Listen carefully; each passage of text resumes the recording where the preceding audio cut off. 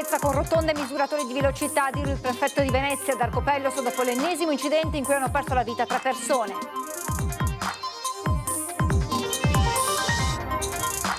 Oggi a Venezia una partecipata festa della polizia nel ricordo dell'attivista Giacomo Gobbato, ucciso a 26 anni per aver salvato una donna dal rapinatore. Sul palco la commossa partecipazione della mamma.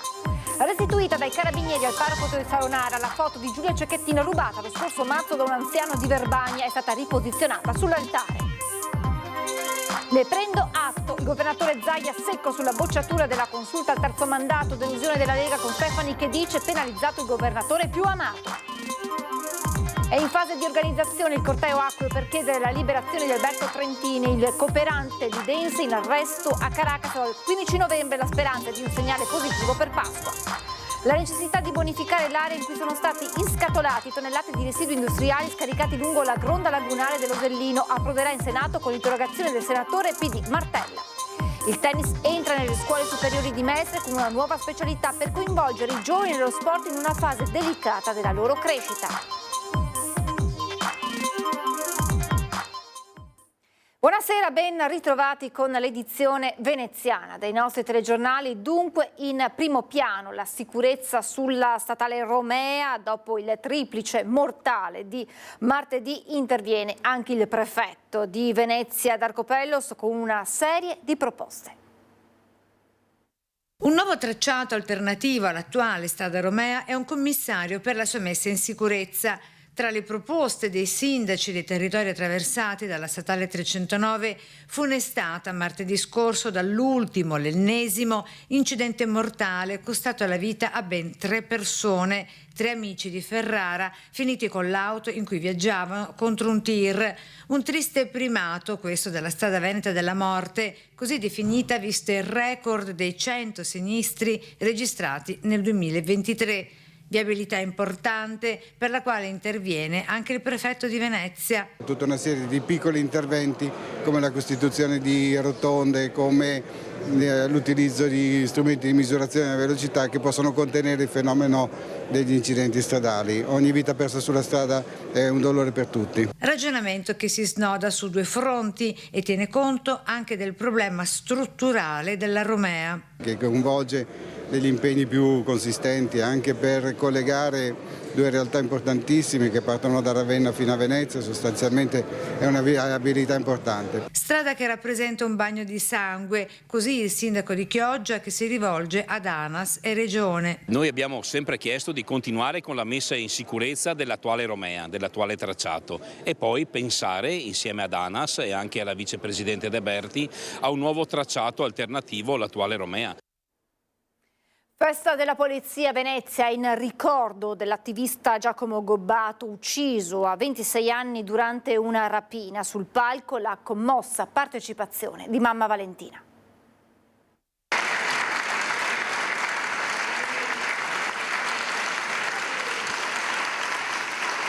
Un commosso abbraccio, un riconoscente bacio tra Valentina De Martinis, la mamma di Giacomo Gobbato, e la persona di origine albanese che ha contribuito a fermare il suo assassino, interrompendone la fuga.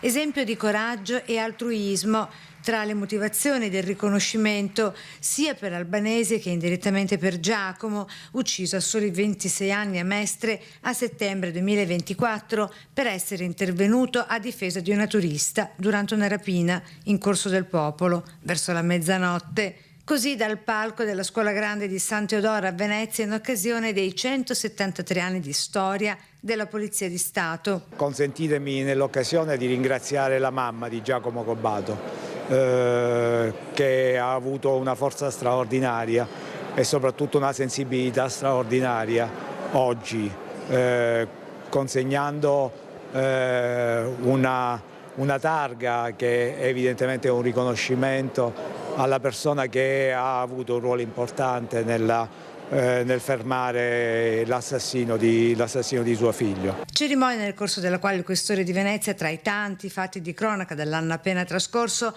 ha voluto ricordare l'abbraccio della città al Santo Padre e prima ancora il femminicidio di Giulia Cecchettin e non ultime le misure contro le baby gang e il ricordo dei poliziotti caduti sul lavoro. E non a caso vengono ricordati all'inizio di ogni momento celebrativo importante. Non è un caso che i nostri anniversari della Fondazione, i nostri San Michele Arcangelo, gli incarichi dei questori inizino dall'onore ai caduti e dalla deposizione della corona di fiori.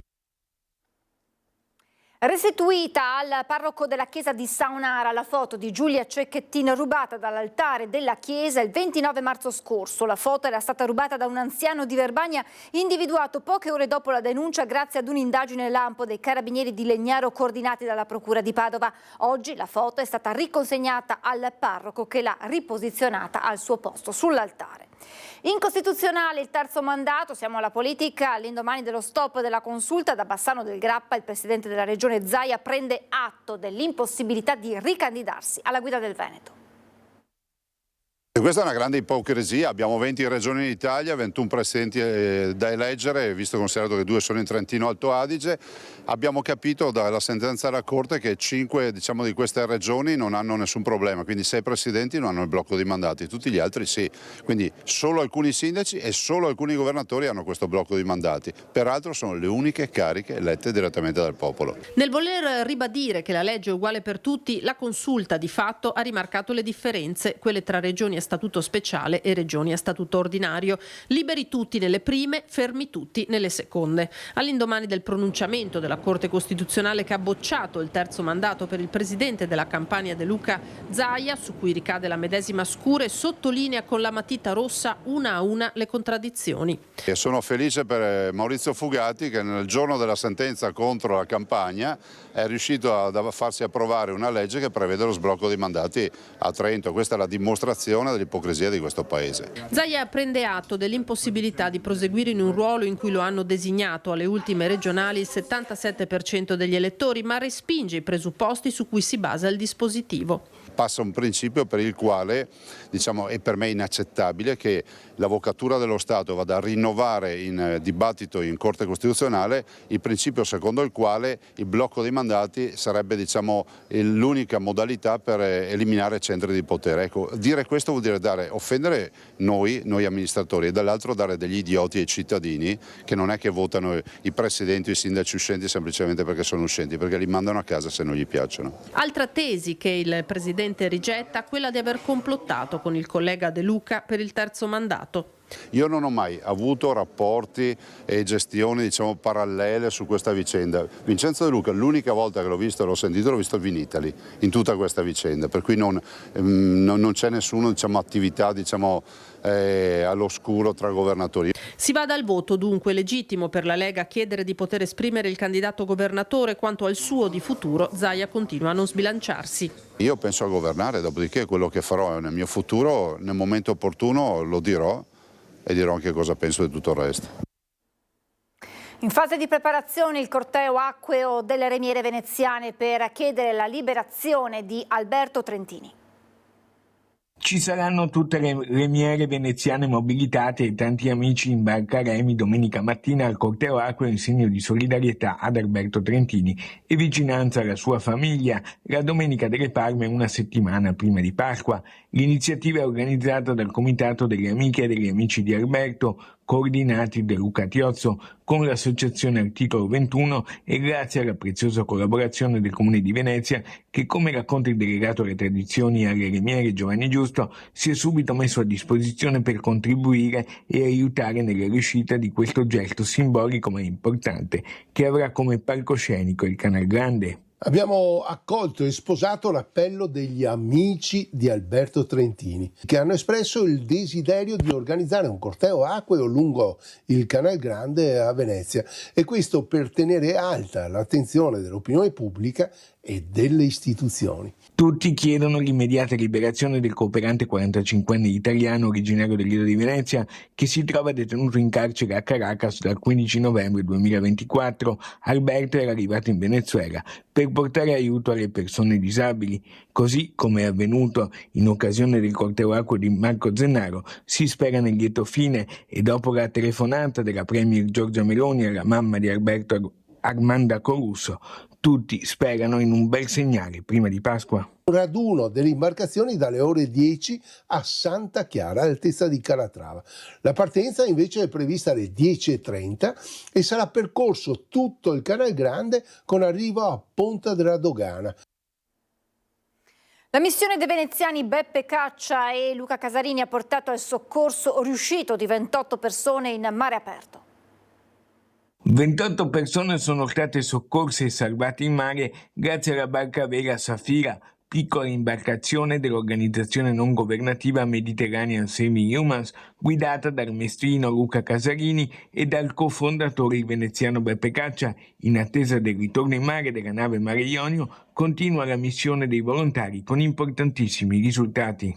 La barca a vela Safira è riuscita a soccorrere a circa 40 miglia a sud dell'isola di Lampedusa 28 persone che stavano rischiando la vita, erano a bordo di una piccola imbarcazione sovraffollata, senza alcun dispositivo di sicurezza, alla deriva, con il motore in avaria che si è anzi incendiato proprio mentre i nostri soccorritori stavano raggiungendo questo gruppo di naufraghi. Dopo le prime cure del caso a bordo da parte dei medici, lo sbarco dei 28 migranti soccorsi al porto di Lampedusa, questa volta indicato dalle autorità italiane e dunque in pieno accordo, senza alcuna forzatura o strappo. Hanno prestato le prime cure sanitarie e poi nella notte tra domenica e lunedì le 28 persone sono state sbarcate tutte in salvo a Lampedusa, che è stato indicato come porto sicuro di sbarco dalle autorità italiane. La necessità di bonificare l'area in cui sono stati inscatolati tonnellate di residui industriali scaricati lungo la gronda lagunare dell'Osellino approderà in Senato.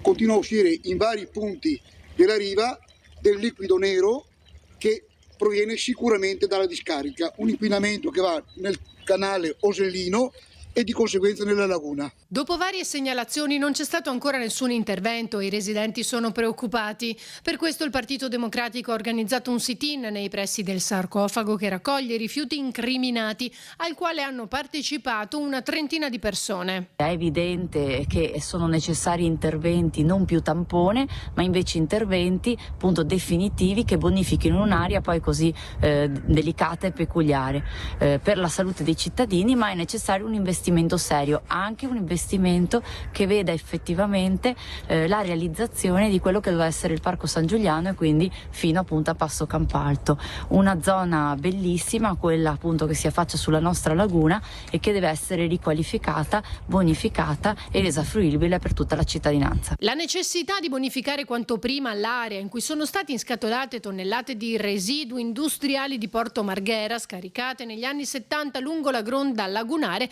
approderà in Senato. Il senatore PD Andrea Martella infatti ha presentato un'interrogazione che chiede di sapere dai ministri dell'ambiente e delle infrastrutture quali misure intendano adottare al fine di risolvere le criticità dell'ex discarica dei fosfogessi di Campalto e per restituire alla città di Venezia la piena fruizione in sicurezza dal punto di vista ambientale dell'area denominata Barene di Passo Campalto, stanziando a tal fine le necessarie risorse finanziarie per gli interventi. Il tennis entra nelle scuole superiori di Mestre con una nuova specialità. Portare lo sport a scuola è sicuramente una priorità dell'amministrazione ma anche delle associazioni sportive.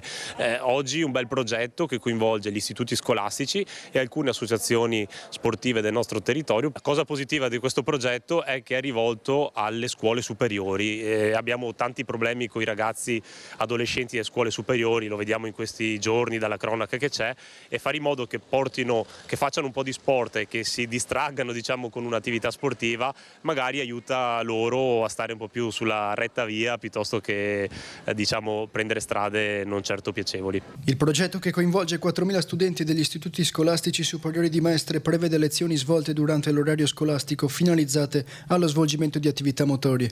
Tra queste il pickleball, un nuovo gioco promosso dalla federazione che arriva dagli Stati Uniti. Tutto parte da un progetto della Federazione Italiana Tennis che si chiama Racchette in Classe, che noi stiamo svolgendo ancora da circa 4-5 anni, che vuole coinvolgere le scuole locali e soprattutto le scuole superiori in questa iniziativa sportiva. Avrà una prima fase che si svolgerà nelle scuole, il prossimo anno partirà a settembre e vogliamo coinvolgere molte scuole di Mestre e anche di Circondario, di Venezia. L'iniziativa si concluderà con un torneo tra gli studenti degli istituti scolastici che hanno aderito al progetto, la speranza di coinvolgere quanti più giovani nel progetto anche al di fuori dell'orario scolastico. Il nostro impegno come associazione sportiva è quello di portare più gente a fare attività sportiva. C'è anche un impegno di carattere sociale, nel senso che più gente fa sport, più gente frequenta le associazioni sportive, meno ragazzi girano per strada senza fare niente, meno social e quindi più impegno a livello culturale e sociale e anche porta a una maturazione di questi ragazzi. È tutto, vi lascio alla sigla e alle previsioni del tempo. Grazie per essere stati con noi, buona serata.